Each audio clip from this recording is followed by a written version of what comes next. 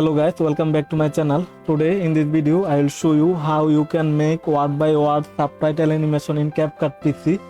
First go to text, click on that, and here click on auto caption. Now click create button. Now it will be create automatically our subtitle. It's almost done. Okay, now our subtitle generated. Now select the subtitle.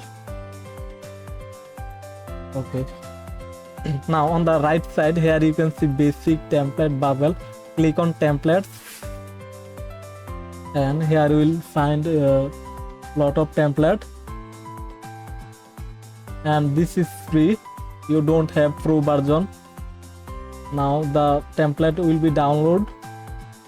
It's downloading.